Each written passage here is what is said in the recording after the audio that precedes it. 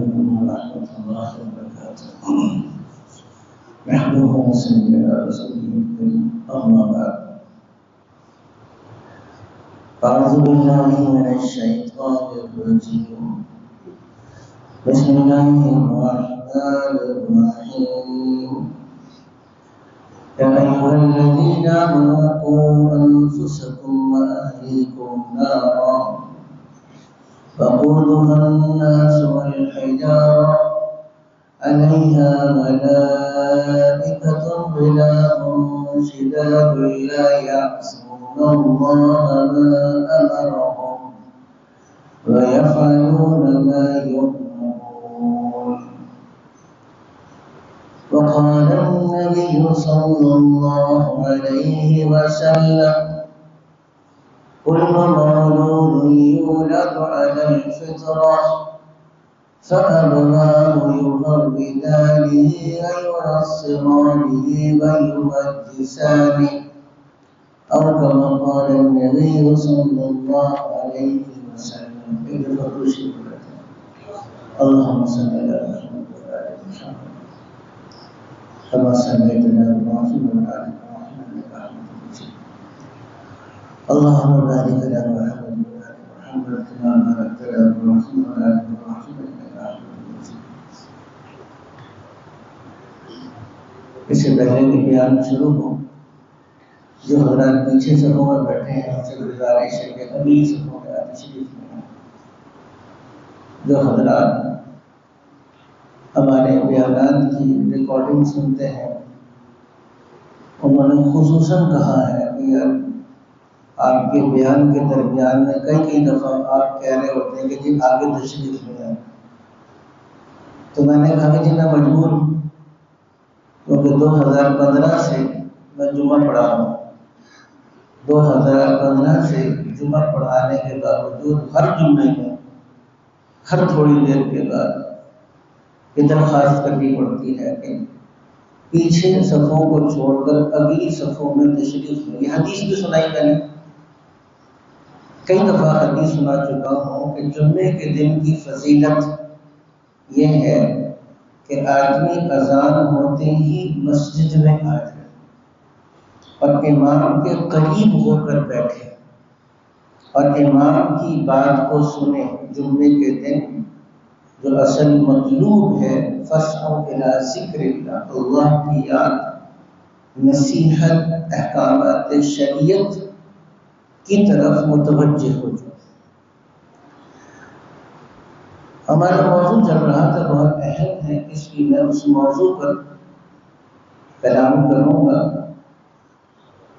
موضوع یہ چل رہا تھا کہ آج کل اکثر لوگ یہ کہتے ہیں کہ ہمارے بچے ہمارے ہاتھ سے نکلتے چلے جا رہے ہیں، بچے ہمارے بگڑتے چلے جا رہے ہیں، بچے بے دین ہوتے چلے جا رہے ہیں، بچے مذہب سے، دین سے بیزار ہوتے چلے جا رہے ہیں.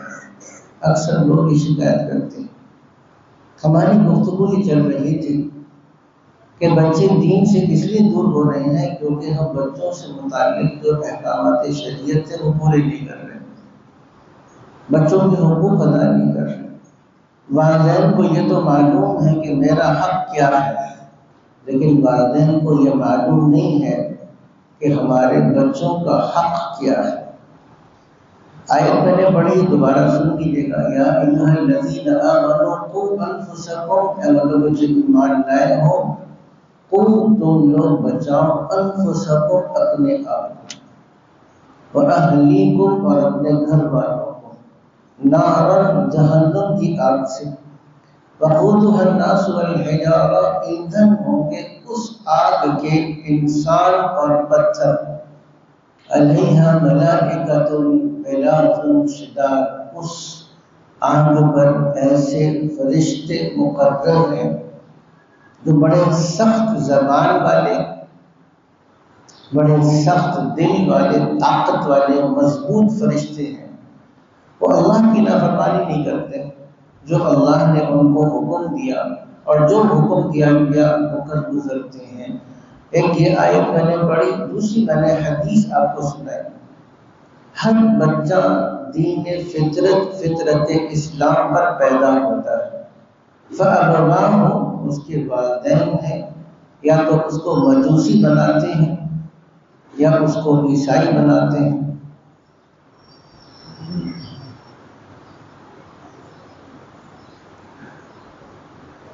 تو یہ حدیث آپ صلی اللہ تعالی علیہ وسلم نے ارشاد فرمائی۔ اس میں گفتگو یہ چل رہی تھی ہماری کہ بچوں کے حق کیا ہے۔ کچھ چیزیں گزر چکی، مثال کے طور پر چند باتیں تو گزر گئی، صرف میں اشارہ کر رہا ہوں، پچھلا مضمون گزر چکا اور اب یہ سلسلہ کلام کو تھوڑا سا آگے لے کر چلنا ہے۔ ایک تو آنے والی نسل کے لیے نیک ماں اور نیک باپ کا انتخاب کریں۔ دوسری بات یہ ہم نے پڑھی کہ بچے کی ولادت سے پہلے، کیونکہ بچے کی نشو و نما تخلیق ماں کے جسم کے اندر ہو رہی ہے، تو اب اس بچے کی روحانی وجود اور جسمانی وجود دونوں تخلیق کے مراحل سے گزر رہا ہے۔ تو یہ اب عرض میں کر رہا تھا آپ سے کہ یہ جو تخلیق کے مرحلے سے گزر رہا ہے، اس کے لیے ضروری ہے کہ بچے کے وجود میں آنے سے پہلے اب اس بات کا لازم پکڑا جائے کہ بچے کے روحانی وجود پر مثبت اثرات ہوں گے، بچے کے روحانی وجود پر منفی اثرات نہیں ہوں گے۔ اس کے لیے میں نے قرآن حکیم کی آیت میں نقل کی۔ تیسری بات میں نے عرض کی کہ بچے کا حق ہے کہ جب وہ دنیا میں آئے تو اس کے دنیا میں آنے پر والدین اس نعمت پر خوشی کا اظہار کریں، خاص طور سے جب کہ بیٹی ہو۔ اس کے اوپر بھی تفصیل سے کلام گزر چکا۔ جب بچہ دنیا میں آئے تو آتے ہی سب سے پہلے اس کا حق یہ ہے کہ اس کے کان میں اذان دی جائے۔ ہمارے پاس مسئلہ یہ ہے کہ ہم نے دین کو شعبے میں تقسیم کر دیا، ایک شعبہ بنایا دین کا، اور مخصوص لوگوں کو، مولوی حضرات کو، مولانا کو، علماء کو، وہ ہم نے محسوس کر دیا کہ کان میں اذان کون دے گا؟ قاری صاحب دیں گے۔ بچی کا نکاح کون پڑھائے گا؟ قاری صاحب۔ غسل کون دے گا؟ قاری صاحب۔ یا نماز جنازہ کون پڑھائے گا؟ قاری صاحب۔ اب وہ چیزیں ہم نے ان کو دے دی، وہ کریں، حالانکہ یہ بات غلط ہے۔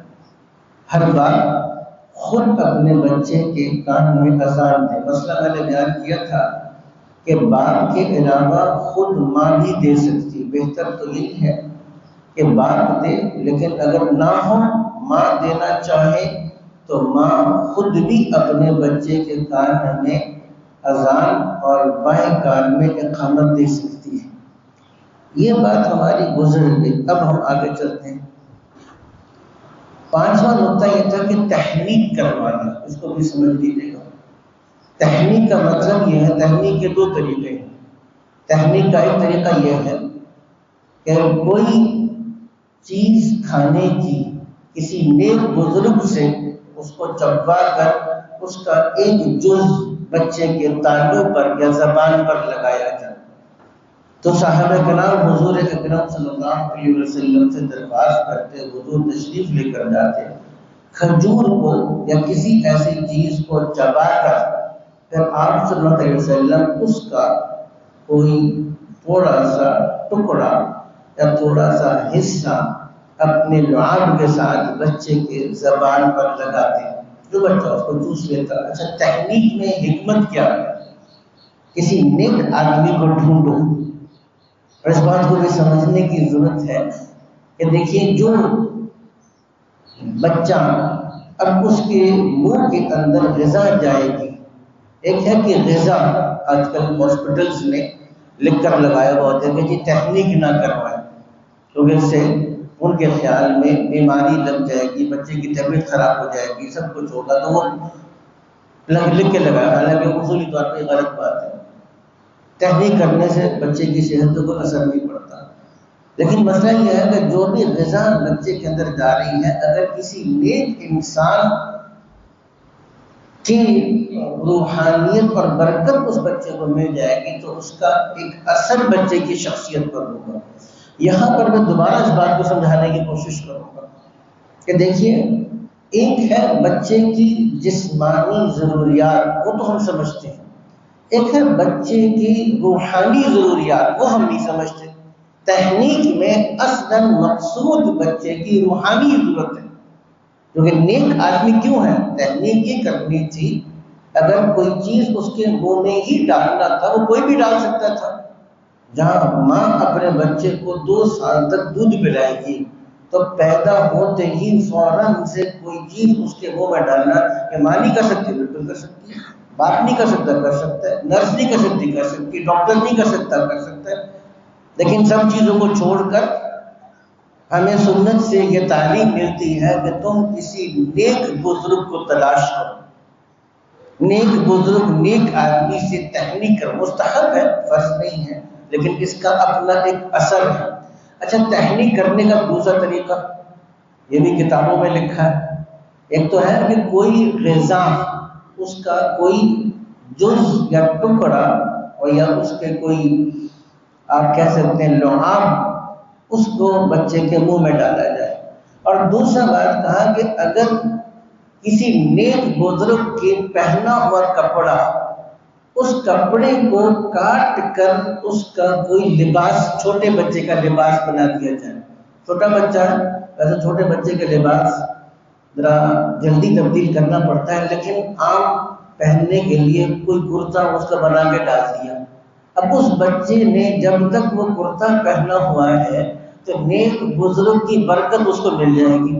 اچھا، ہمارے پاس کچھ ہمارے دوست ہیں، اللہ تعالیٰ ان کا جذبہ توحید اور بڑھائے، لیکن وہ ہر چیز میں ان کو شرک نظر آتا ہے۔ جیسے ہی ہم یہ بات کہیں گے کہ بزرگ کا کرتا، ان کا کپڑا اور اس کو برکت کے طور پر بچے کو پہنانا، تو ان کی جو رگ ہے توحید کی وہ پھڑک اٹھتی ہے اور فوراً سے وہ شرک اور بدعت کا فتویٰ لگانا شروع کرتے ہیں۔ حالانکہ اگر سمجھنے کی کوشش کرے تو آسان سی بات ہے۔ یوسف علیہ السلام نے اپنا قمیص دیا، اذهبوا بقمیصی ھذا، جاؤ میرا قمیص لے جاؤ، والقوہ علی وجہ ابی، اور میرا قمیص ڈال کر جا کر میرے باپ حضرت یعقوب علیہ السلام کے چہرے پر ڈال دینا۔ اس لمبے فراق اور جدائی کے موقع پر حضرت یعقوب علیہ السلام کی بینائی چلی گئی تھی، تو حضرت یوسف علیہ السلام نے کہا کہ میرا قمیص ڈال دو، یا تھی بصیرہ، ان کی بصارت واپس آ جائے گی۔ میں قمیص کیوں ڈالا؟ فاعل حقیقی تو اللہ کی ذات ہے، بینائی اللہ کے ہاتھ میں ہے، بینائی اللہ نے دینی تھی اور بعد میں بھی اللہ نے دی۔ تو جب اللہ نے بینائی دینی تھی اور اللہ نے ہی بینائی دی تو قمیص درمیان میں کیوں آ گیا؟ یوسف علیہ السلام نے قمیص کیوں بھیجا؟ اس کا مطلب یہ ہے کہ قمیص کے اندر برکت کا فاعل بھی اللہ ہے۔ تو نیک لوگوں کی اشیاء کے اندر، ان کے قمیص کے اندر، ان کے کپڑوں کے اندر بھی ایک برکت ہوتی ہے۔ تو تحنیک کی دوسری بات، اچھا یہاں سے آپ کو ایک چیز سمجھ میں آئی، بچہ کا حق یہ ہے پہلی بات کہ اس کو لقمہ حلال کھلا۔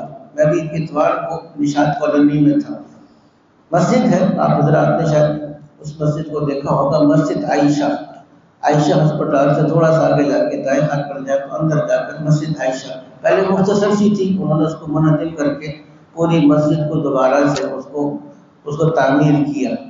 اب اس کی رجسٹریشن بھی کروانی تھی تو تحصیلدار صاحب کو بلایا گیا، خود بتا رہے تھے مجھے، جو مسجد کے انتظامیہ کے لوگ تھے، تحصیلدار صاحب کو بلایا، تحصیلدار صاحب آئے، مسجد کو دیکھا، بہت خوش ہوئے اور مسجد میں بیٹھ کر اس کی رجسٹریشن پر دستخط کرنے کے لیے 3 لاکھ روپے مانگے۔ مسجد میں بیٹھ کر کہ مسجد کی رجسٹریشن کروں گا لیکن مجھے 3 لاکھ روپے دو۔ انہوں نے بہت خدا اللہ رسول کا واسطہ دیا تو تحصیلدار صاحب نے کمال تقویٰ کا مظاہرہ کرتے ہوئے 3 لاکھ سے 1.5 لاکھ پہ راضی ہو گئے۔ اتنے متقی تھے۔ تحصیلدار صاحب کے 3 لاکھ نہیں لیے، بلکہ اللہ کی خاطر 1.5 لاکھ روپے چھوڑ دیے اور 1.5 لاکھ روپے لے لیے۔ آپ باڈا میں چلے جائیں تو ہر دوسرا بندہ پیسہ لینے کے لیے تیار، کسٹمز میں چلے جائیں ہر دوسرا بندہ پیسہ لینے کے لیے تیار ہے، پولیس میں چلے جائیں ہر دوسرا بندہ پیسہ لینے کے لیے تیار ہے، پاسپورٹ آفس میں چلے جائیں ہر دوسرا بندہ رشوت لینے کے لیے تیار ہے۔ کوئی جگہ ایسی نہیں ہے جہاں پہ کوئی آدمی رشوت نہیں لے رہا، ہر دوسرا آدمی منہ کھول کر رشوت لے رہا ہے۔ اور پھر سوال یہ ہے کہ یار ہمارے بچے بگڑ کیوں رہے ہیں؟ حرام کھلاؤ گے بچے بگڑیں گے نہیں تو اور کیا ہوں گے؟ اور ہمارے تقیہ اور توکل 100% حرام اور رشوت پر، اس کے بغیر ہوتا ہی نہیں۔ ہر آدمی کے ذہن میں یہ بیٹھا ہے نہیں مولوی صاحب مفتی صاحب آپ کو نہیں پتا گورنمنٹ ڈپارٹمنٹس کا مسئلہ ایسا ہے، تو جتنی کثرت کے ساتھ آپ حرام کھائیں گے اسی حرام پیسوں سے اپنے بچوں کے لیے دودھ لے کر آئیں گے نا، اسی حرام پیسوں سے لے کر آپ بچوں کے لیے کپڑے لے کر آئیں گے، اسی حرام پیسوں سے بچوں کی پرورش ہوگی۔ اسی لیے حدیث شریف میں آیا مطعمہ حرام غذی بالحرام ملبس حرام انا یستجاب لذلک، اس کی غذا حرام کی تھی، اس کا توشہ حرام کا تھا، لباس اس کا حرام کا تھا، ایسے آدمی کی دعا اللہ کی بارگاہ میں کیسے قبول ہوگی؟ تو دوسری چیز سنت طریقہ بچے کو تحنیک کروانا، آگے چلتے ہیں۔ اچھا چھٹی چیز جس کو نوٹ کیجئے گا، بچے کا حق ہے کہ بچے کا اچھا نام رکھا جائے، نام بچے کا اچھا۔ اب ہمارے پاس ایک عجیب روایت کی چلا ہے کہ ہر آدمی یہ چاہتا ہے کہ بچے کا نام یونیک ہونا چاہیے۔ یونیک کا مطلب منفرد نام۔ اچھا منفرد نام میں قرآن سے کوئی سا بھی عربی لفظ اٹھا کر اس کا نام بنائیں گے۔ اب آپ نے نام سنا ہوگا مرسلین، سنا ویسے کسی نے؟ مرسلین نام ہے، مرسلین کا مطلب کیا ہے؟ اللہ کے بھیجے ہوئے رسول۔ مرسلین جمع ہے، یہ واحد بھی نہیں ہے، اللہ کے بھیجے ہوئے رسول۔ تب ایک آدمی بچے کا نام مرسل یا مرسلین ہو سکتا ہے، وہ رسول ہے، نعوذ باللہ من ذلک، رسول تو نہیں ہے، تو بچے کا نام مرسلین رکھنا کیسا ہوگا؟ بالکل غلط ہے۔ بعض لوگوں نے نام اقرا رکھا ہوا ہے، اقرا سنا ہوگا آپ لوگوں نے نام۔ اقرا کا مطلب ہے پڑھو۔ اب پڑھو تو حکم ہے، اللہ قرآن میں حکم دینے ہیں اے نبی آپ پڑھیے، تو اب یہ پڑھیے کسی بچی کا نام کیسے ہو سکتا ہے؟ اقرا نام رکھ دیے۔ تو کہنے کا مقصد یہ ہے کہ ہم بغیر سوچے سمجھے کوئی بھی عربی زبان کا لفظ آ جائے۔ اب بعض لوگوں نے نام مائدہ رکھا ہوا ہے، مائدہ کا مطلب عربی زبان میں دسترخوان کا ہے، تو کسی انسان کا نام دسترخوان رکھتے ہیں اردو میں، یہ دسترخوان آ رہا ہے تو کتنی عجیب سی بات ہے نا۔ تو اب مائدہ کا مطلب دسترخوان ہے، تو سوچ کر سمجھ کر نام رکھنا، علماء سے پوچھ کر تحقیق کر کے نام رکھنا۔ اچھا بعض ایسے نام ہیں جو نہ عربی کے ہیں، نہ اردو کے ہیں، نہ فارسی کے ہیں، شاید وہ نام کسی اور آپ سمجھے گا کہ کہہ سکتے ہیں کہ یہ کسی یونانی زبان کا نام ہے جس کا مطلب ہی معلوم نہیں، اب وہ نام رکھ لیتے ہیں۔ تو اس لیے کوشش کریں کہ صحابہ پر، انبیاء کرام علیہ السلام پر اچھے بامقصد بامعنی نام بچے کا رکھا جائے۔ اس میں ایک اور چیز حدیث شریف میں کہ احسن اسماءکم، اپنے بچوں کا اچھا نام رکھا کرو۔ اچھا نام رکھنے میں ایک اور چیز جو مسئلہ سمجھنے کا ہے، آج کل بعض لوگ اپنے بچوں کو گود لے لیتے ہیں۔ ایک آدمی کو اولاد نہیں ہو رہی، بہت کوشش کی لیکن اولاد نہیں ہو رہی تو گود لے لیتا ہے۔ اچھا کسی بچے کو ایڈاپٹ کرنے کا، گود لینے کا پاکستان کا قانون بھی ہے، گارڈین شپ کا، اور شریعت کا بھی اپنا مکمل قانون موجود ہے، لیکن ہمارے پاس لوگ اب اس عجلت میں کہ بچہ ہم نے گود لینا ہے، نہ شریعت کو پوچھتے ہیں نہ قانون کو پوچھتے ہیں۔ اب نتیجہ کیا ہے کہ برتھ سرٹیفکیٹ کے اندر، ناظرہ کے اندر اپنا نام بطور والد کے لکھوا دیتے ہیں، شرعاً ناجائز ہے۔ اگر بچے کا والد کا نام موجود ہو، پتہ ہو، آپ نے خاندان سے کسی بچے کو ایڈاپٹ کیا ہے لے کر، اس کے والد کا نام موجود ہے، تو کاغذات کے اندر اس کے والد کا نام لکھنا واجب ہے۔ قرآن حکیم میں ادعوہم لآبائہم، ان بچوں کو ان کے باپ کے نام پر پکارو۔ اور اگر تم ان کے باپ کا نام نہیں جانتے، کوئی بچہ لاپتہ مل گیا، بہت سے ایسے ادارے ہیں جو لاپتہ بچوں کو پھر اس طرح دے دیتے ہیں، جو لوگ بچوں کو اڈاپٹ کرنا چاہتے ہیں، تو قرآن حکیم نے اس مسئلے کا بھی حل بتا دیا، اخوانکم فی الدین، تو تمہارے دینی بھائی تو ہو سکتے ہیں، لیکن پھر بھی اس صورت میں بھی تم اپنے آپ کو اس بچے کا حقیقی نسبی والد نہیں کہلوا سکتے۔ تم سرپرست تو کہہ سکتے ہو، گارڈین تو کہہ سکتے ہو، لیکن اپنے آپ کو اس کا حقیقی والد نہیں کہہ سکتے۔ تو یہ مسئلہ بھی علماء کرام سے سمجھنے کا ہے۔ اب آگے چلتے ہیں۔ اچھا، ایک اور حق یہ ہے کہ بچے کا 7ویں دن عقیقہ کیا جائے، اس کو بھی سمجھ لیں، اکثر لوگ اس میں غلط فہمی کا شکار ہیں۔ پہلی بات تو یہ ہے کہ عقیقے کی فضیلت کیا ہے۔ حدیث ہے، حدیث لکھ کے رہا تھا، کل غلام رہینۃ بعقیقۃ تذبح عنہ یوم السابع یحلق ویسمى، بیان فرمایا کہ ایک بچے کی جان اس کے عقیقہ کے بدلے میں گروی رکھی ہوتی ہے، یعنی جب وہ بچہ دنیا کے اندر آتا ہے تو مختلف قسم کے مصائب، مشکلات اور آفات کا خطرہ اس کی جان پر لگا ہوا ہے۔ تو مرہونہ کا یہ مطلب ہے کہ بچے کی جان گروی میں ہے، بے عقیقتی ہی، اپنے عقیقہ کے بدلے میں۔ اور جیسے ہی بچے کا عقیقہ کیا جاتا ہے تو بچے کی طرف سے بہت سی بلائیں وہ ٹل جاتی ہیں۔ تو کوشش کرنا چاہیے کہ 7ویں دن بچے کا عقیقہ کر دیں۔ اچھا، اگر 7ویں دن نہ کر سکے، جیسے بچہ اگر آج جمعے کا دن ہے، جمعے کے دن آج مغرب سے پہلے کسی بچے کی ولادت ہوئی، تو 7واں دن کون سا بنے گا؟ جمعرات کا۔ اچھا، اب جمعرات کو نہ کر سکے، زندگی میں کبھی بھی آپ عقیقہ کر سکتے ہیں۔ اگر جمعرات کے دن نہ کیا، 7ویں دن نہیں کیا، تو زندگی میں کبھی بھی کر لیں عقیقہ۔ جمعرات کا لحاظ رکھیں کہ جب بھی عقیقہ کرے تو جمعرات کو کرے، یہ بہتر ہے، واجب اور فرض نہیں ہے۔ جمعے کو کریں، ہفتے کو کریں، اتوار کو کریں، پیر، منگل، بدھ، کسی بھی دن عقیقہ کر لیں، یہ جائز ہے۔ تو 7ویں دن عقیقہ کرنا، لڑکی کی طرف سے 1 بکرا اور لڑکے کی طرف سے 2 بکرے کو ذبح کر دیں۔ اچھا، عجیب بات یہ ہے کہ ویسے شادی بیاہ کے موقع پر، میک اپ کے موقع پر، بری کے رسم کے موقع پر، مہندی پر، ماہیوں پر، دکھلاوے پر اور دیگر پتہ نہیں عجیب و غریب قسم کے رسومات پر جتنا مرضی خرچ کر لے، کوئی مسئلہ نہیں ہے۔ لیکن جیسے ہی جب یہ کہا جائے کہ لڑکے کی طرف سے 2 بکرے ذبح کرنے ہیں، فوراً سے حضرت بکرا تو بہت مہنگا ہے، مثلا مہندی، مائیوں اور 500 بندوں کا کھانا اور باقی ساری رسومات جو چل رہی ہوتی ہے اس میں مہنگائی نظر نہیں آتی۔ لیکن یہاں جیسے ہی پہنچتے ہیں بکرے کے اوپر، عقیقہ کے اوپر، حضرت بکرا تو بہت مہنگا ہے۔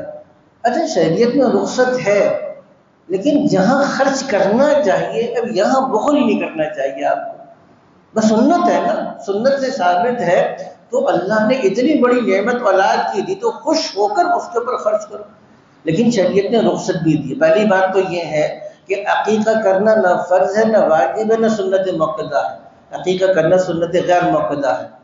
ساری زندگی عقیقہ نہیں کیا تو گناہ نہیں ہوگا، لیکن سنت ہے، اس کی برکت ہے۔ میں نے بھی حدیث سنائی کہ عقیقہ کرنے سے بلائیں ٹلتی ہے بچے کے بعد، عقیقہ اپنی ہمت کے مطابق کر لینا چاہیے۔ لڑکے کی طرف سے 2 بکرے کر سکتے ہو، 2 بکرے کر، نہیں کر سکتے 1 بکرا بھی کر سکتے ہیں۔ لڑکی کی طرف سے بھی 1 بکرا کر لیا تو کر لیا، تو اچھی بات ہے۔ اچھا، اس میں عقیقہ کی دعوت کرنا بھی ضروری نہیں ہے۔ صحابہ کے پاس تو بہت آسان تھا، بکری ذبح کی، گوشت بھجوا دیے، ان کے پاس دعوت آسان تھی، کچا گوشت، تھوڑا تھوڑا گوشت کاٹا، پھر جا کے فلانا فلانا کا ذکر آ جاؤ، عقیقہ ہو گیا۔ اب اگر گوشت کچا تقسیم کروا دے تب بھی عقیقہ ہو گیا، پکا کے تقسیم کروا دے تب بھی عقیقہ ہو گیا، پکا کر بلا کر کھانا کھلا دے تب بھی عقیقہ ہو گیا۔ عقیقہ کرنے کے لیے خصوصی طور پہ تقریب کرنا، اجتماع کرنا، دعوت کرنا کوئی ضروری نہیں ہے۔ اس کو سمجھنا، اسلام نے، شریعت نے ہر معاملہ کو بہت آسان رکھا ہے۔ اچھا، بکرے کا معاملہ یہ ہے کہ جس جانور کی قربانی ہو سکتی ہے اس کا عقیقہ بھی ہو سکتا ہے، جس جانور کی قربانی نہیں ہو سکتی اس کا عقیقہ بھی نہیں ہو سکتا۔ ایک اور مسئلہ آج کل جو کہ اب عید الاضحیٰ آ رہی ہے تو بہت سے لوگوں کی جس کو کہتے ہیں نا پینڈنگ میں چل رہے تھے، پینڈنگ ایشوز چل رہے ہوتے ہیں، تو بہت سے لوگوں کے بہت سے خاندان کے عقیقے پینڈنگ میں چل رہے ہوتے ہیں. اب وہ چاہتے ہیں کہ چلو اب عید آ رہی ہے تو قربانی کے موقع پر ہم کیا کرتے ہیں، قربانی کے موقع پر ایک بڑا جانور لے کے پچھلی ساری اکاؤنٹ کلیئر کر دیتے ہیں. تو یہ بھی کر سکتے ہیں. یعنی اگر آپ نے جانور میں بڑا جانور لیا، 2-3 حصے قربانی کے تھے، 1-2 حصے آپ نے قربانی کے جانور میں عقیقہ کے عنوان سے رکھ لیا کہ 3-4 عقیقے تھے تو 2-3 عقیقہ یا 4 عقیقے کے حصے ہم نے کر لیے تاکہ قربانی کے ساتھ عقیقہ بھی ہو جائے. یہ بھی جائز ہے، کر سکتے ہیں. تو کہنے کا مقصد یہ تھا کہ بچے کا عقیقہ کیا جائے، 7ویں دن بچے کا نام رکھا جائے، 7ویں دن بچے کا حلق کر دیں. حلق کا مطلب ہوتا ہے اس کے بال اتروائیں. اچھا، بالوں کے برابر، کتابوں میں لکھا ہے بالوں کے وزن کے برابر چاندی صدقہ کر دیں. اب بالوں کا وزن کتنا ہوگا خود اندازہ لگا لیں آپ. بالوں کا وزن 1 تولہ سے تو کم ہی ہوگا. بال کتنا وزن ہوتا ہے؟ آدھا تولہ 1 تولہ احتیاطاً اندازے کے طور پہ صدقہ کر دیں. یہ بچے کا حق تھا، آپ نے عقیقہ بھی کر لیا، اس کا نام بھی رکھ دیا، اس کا سر بھی منڈوا دیا، اس کی طرف سے صدقہ بھی کر دیا. یہ اس بچے کی بنیادی حقوق تھے جو ادا ہو گئے. اب آگے چلیے تیسری چیز، یا یہاں پہ 8ویں چیز ختنہ لکھا ہوا ہے، بچے کا ختنہ کروانا. تو 7ویں دن ختنہ کروانا واجب نہیں ہے. بعض اوقات بچہ کمزور ہوتا ہے، ڈاکٹرز کہتے ہیں کہ ابھی اس کا ختنہ نہ کروائیں. تو ختنہ بعد میں بھی کروا سکتے ہیں، لیکن سنت مؤکدہ ہے، سنت مؤکدہ ہے. ابراہیم علیہ السلام کی سنت چلی آ رہی ہے، اور حضور اکرم صلی اللہ علیہ وسلم اور امت مسلمہ اور دیگر امتوں کے مقابلے میں یہ شاعر اسلام میں سے ہے. اس چیز کو ترک نہیں کرنا چاہیے. مسلمانوں کی مستقل ایک سنت ہے، پہچان ہے کہ یہ اپنے بچوں کا ختنہ کرواتے ہیں. اب آگے چلیے گا، ختنہ کروانے کے بعد اگلا جو حق ہے وہ بچے کا رضاعت کے اندر ہے. ٹائم جلدی سے ختم ہو رہا ہے، اب میں اتنی بات کہہ کے آج اپنی گفتگو مکمل کروں گا. بچے کا حق رضاعت کا. رضاعت کا مطلب ہے بچے کو ماں کا دودھ پلوایا جائے. آج یہ بھی مسئلہ ہے کیونکہ بچے کو ماں کا دودھ پلوائیں گے تو عام طور پر خواتین کہتی ہیں، چونکہ ورکنگ وومن ہیں، ملازمت کرتی ہیں، جاب کرتی ہیں، اور بچے عام طور پر میڈ یا خادمہ کے پاس ہوتے ہیں. اب ایسے مثالیں گنتی کی نہیں ہیں، بلکہ متعدد مثالیں ہمارے پاس موجود ہیں.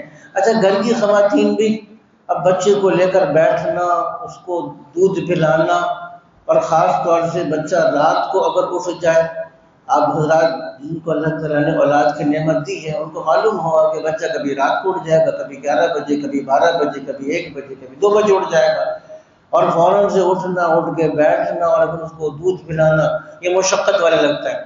تو خواتین نے ایک آسان راستہ یہ ہے کہ وہ ڈبے کا دودھ ہوتا ہے، وہ ڈبے کا دودھ بچے کو پلاتے ہیں.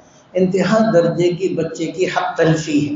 دیکھیے یہ وجوہات ہیں، کیونکہ ماں جب گود میں اٹھاتی ہے، اس کو سینے سے لگاتی ہے، اور ماں کا دودھ جب اس بچے کے جسم کا جز بنتا ہے تو پھر ماں اور بچے کا وہ فطری مضبوط تعلق بنتا ہے جو اللہ نے پیدا کیا ہے.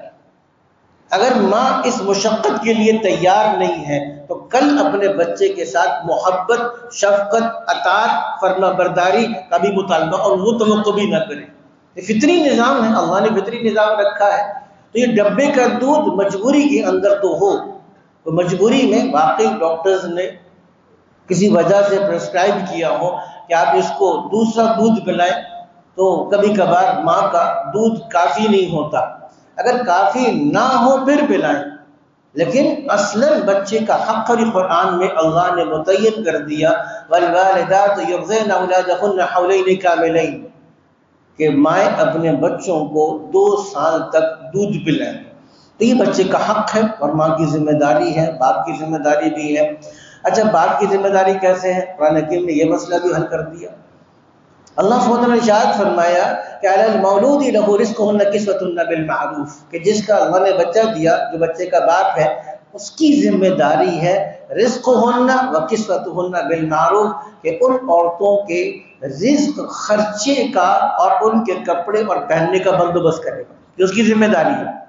تو معلوم یہ ہوا کہ دیکھیے خواتین کے لیے جاب کرنا، فائنینشیل اسٹیبلٹی آج کل بہت زیادہ کثرت سے بیان کیا جا رہا ہے کہ نہیں، عورتیں بھی کمائیں مرد بھی کمائیں، عورتیں بھی جائیں۔ اب عورتوں کو پاکستان کے قانون کے مطابق بھی میٹرنٹی لیو، جو میٹرنٹی لیو ہے کہ اگر کسی خاتون کو جو جاب کرتی ہو، ملازمت کرتی ہو، اس کو اگر بچے کی ولادت ہو جائے تو اس کو کتنی چھٹی اور رخصت ملے گی، تو وہ پاکستان کے قانون کے اندر موجود ہے، لیکن وہ بھی اتنی زیادہ نہیں ہے۔ بچے کا ہم تو 2 سال کا، 2 سال تو قانون نہیں کہتا۔ تو یہ بات یاد رکھیے گا کہ یہ جو ہمارے پاس نظام چل رہا ہے اور چل رہا ہے، اور جس طریقے تیزی کے ساتھ تبدیلی آ رہی ہے، ہمارے گھر کی بچیاں جن کی شادی کر رہے ہیں وہ اس بات کو اپنی ذمہ داری محسوس نہیں کرتے، اور مرد حضرات اپنی ذمہ داری محسوس نہیں کرتے کہ میں معاشی اعتبار سے، ضروریات کے اعتبار سے اپنے گھر والوں کو یکسو کر دوں تاکہ وہ پوری توجہ اپنے بچوں کے اوپر کر سکیں۔ اس مسئلے کو سمجھنا ضروری ہے۔ آج کے لیے اتنی بات کافی ہے، لیکن آگے آنے والی بات، اب یہ بچہ جب رضاعت کے مرحلے سے گزر کر کچھ بولنا شروع کرے گا، اس وقت شریعت ہمیں کیا احکامات دیتی ہے اور کیا ہمیں طریقہ سمجھاتی ہے، اس پر اللہ نے چاہا تو اگلے جمعے میں کلام ہوگا۔ اقول قولی ھذا واستغفر اللہ لي ولسائر المسلمين والمسلمات۔ سنت ادا فرمانے کے لیے